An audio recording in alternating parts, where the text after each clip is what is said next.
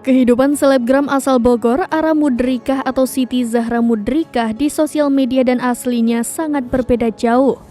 Tampak pada akun Instagramnya yang memiliki followers 83.000 itu, Ara kerap memamerkan gaya hidup hedon.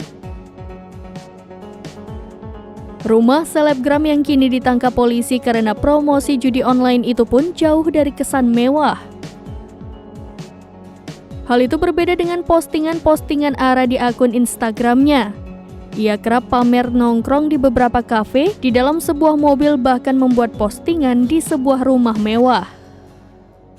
Rupanya rumah tersebut bukanlah rumah Ara, melainkan rumah yang sedang dipromosikan oleh selebgram tersebut. Rumah Ara rupanya cukup sederhana dan agak mengkhawatirkan.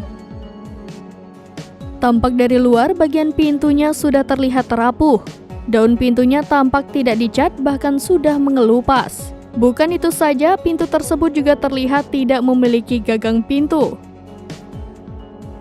Pria yang juga merupakan kakek dari Ara ini menyebut kalau rumah tersebut pemberian dari yayasan untuk orang tua Ara. Yayasan itu memberikan rumah kepada ayah Ara yang merupakan seorang guru ngaji. Kondisi memprihatinkan itu juga tampak pada bagian dalam rumah tersebut. Pada video TikTok Ara, terlihat tembok rumahnya sudah mengelupas, bahkan catnya juga sudah beladus.